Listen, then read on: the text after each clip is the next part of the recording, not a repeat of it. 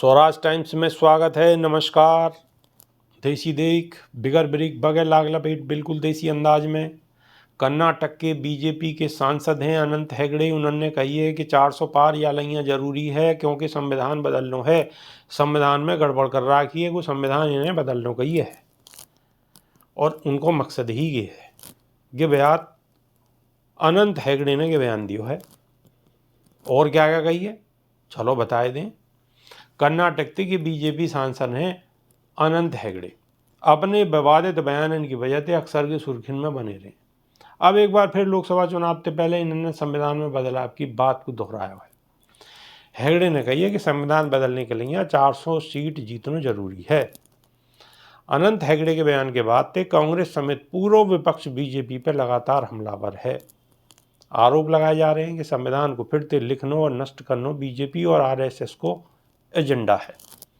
भारी बवाल के बाद बीजेपी ने यह बयान को अनंत हेगड़े को निजी विचार बताया है और उन्होंने स्पष्टीकरण भी मांगा है। आखिर क्या है अनंत हेगड़े के बयान के मायने। हेगड़े ने पहले कब कब संविधान बदलने की बात कही है और बीजेपी के दूसरे नेता ने भी कभी कभी ऐसी बात कही है और राजनीतिक विश्लेषक के अनुसार मौजूदा संविधान से बीजेपी को कहां कहां मतभेद है, ये सब कुछ हम बताने की कोशिश करेंगे। तो समझो, अनंत हेगड़े कर्नाटक के 6 बार लोकसभा के सदस्य रहे हैं और सोशल मीडिया पर वायरल एक वीडियो में उन्होंने संविधान पर बात करते हुए सुनो जा सके हैं। 10 मार्च 2024 रविवार को अनंत हेगड़े ने कही कि हमारा नारा है कि अब की बार 400 पार। लोकसभा में हमारे पास 2/3 बहुमत है लेकिन राज्यसभा में 2/3 बहुमत नहीं है। संविधान में बदलाव के लिए लोकसभा राज्यसभा में 2/3 बहुमत के साथ ही 2/3 राज्य में भी यानी कि राज्य में भी जीत हासिल करना जरूरी है।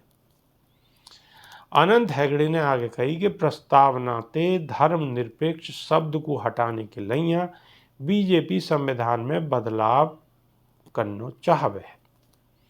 कांग्रेस ने संविधान में अनावश्यक चीजों को जोड़ा हुआ है, खासतौर से ऐसे कानून बनाए हैं जिनको उद्देश्य हिंदू समाज को दबाना हो।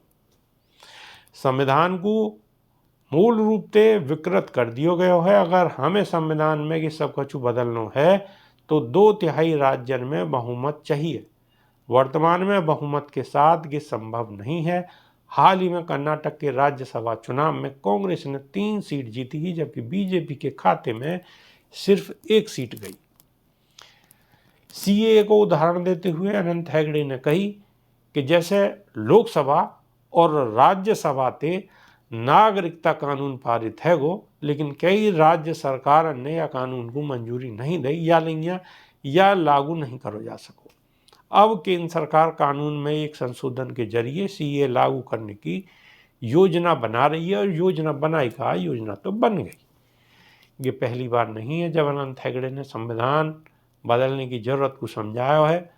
2019 के लोकसभा चुनाव और कर्नाटक विधानसभा चुनाव से पहले दिसंबर 2017 में भी अनंत हेगड़े ने ऐसो ही बयान दियो हो।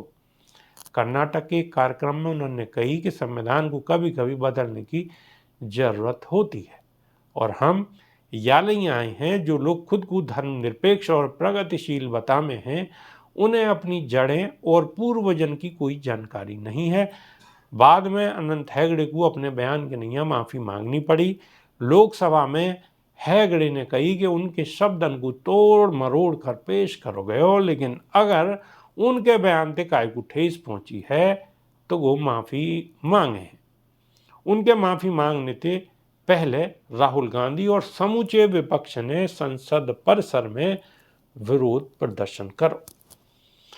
तो 400 पार क्यों चाहिए बीजेपी को, ये बताने की इन्होंने कोशिश करी है कि 400 पार या नहीं चाहिए। सब राज्यों में इन्हें कितनों बहुमत चाहिए, संविधान में इन्होंने क्या क्या उलटफेर करना है, ये संविधान इनके हिसाब से सही ना कही है। बाबा साहब ने जो संविधान बनाया है, इतना पवित्र संविधान बनाया है, वो इन्हें सूट नहीं आ रहा। ये वहाँ में अपने हिसाब से मन गढ़ंत कछु बदलाव करना चाहते, लेकिन इन्हें ये ज्ञान नहीं है पारो कि जो समाज चुपचाप शांत प्रिय ढंग से बैठो हुआ है, सब चीज को समझ रो है, क्या गो बाबा साहब भीमराव अंबेडकर के द्वारा बनाए गए संविधान को ऐसे ही बदलवा ले? अरे नादान प्राणी, कैसी बात करते हो? ऐसा संभव है नहीं, कभी नहीं। बहुत बहुत धन्यवाद। नमस्कार।